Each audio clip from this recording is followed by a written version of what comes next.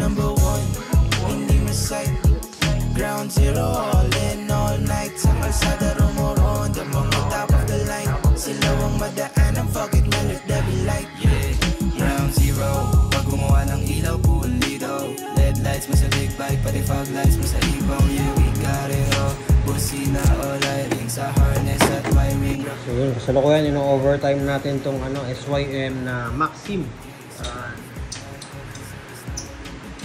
Medyo matagal na gawaan to, marami kasi tayo in-install dito. Meron tong navigational device yan. So nga pala nag-install din tayo ng mga ganyan. Pa-schedule nyo lang. Tapos meron din tong aux lights. Yung aux lights ito yan, hindi pa nakamount. Arco Hurricane.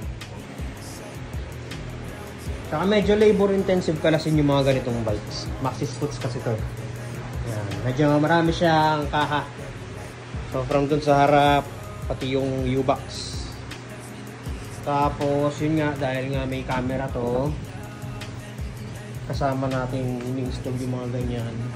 So ito, pakita lang natin sa inyo yung ginagawa ni Master Harley dito. So yan na yung navigational device. Nakakatawa dito sa unit na to, may butas talaga para sa camera. As in abang yan yung butas na yan.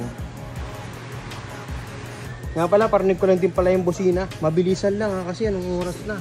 Tignan nyo, anong oras na kami natapos. 12:34 AM. Pero parinig natin yung Hurricane. O yun. Tapos, ni-request ni sir na naka back to stock ito. Yan. Yan, okay.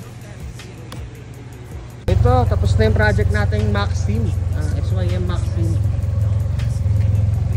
So, pakita lang natin. Naka-Senlo M3 no? Kukunin mo ground zero at saka binabalikan. Dami nagagalingan, dami ng pila kapag makikita yung mga mahina tinatabi lang. Dami pang bagong ilalabas, lalong lumalakas sa mga ilo. Lahat kasi silo kasi sigurado sa ground zero. Number one, hindi masay.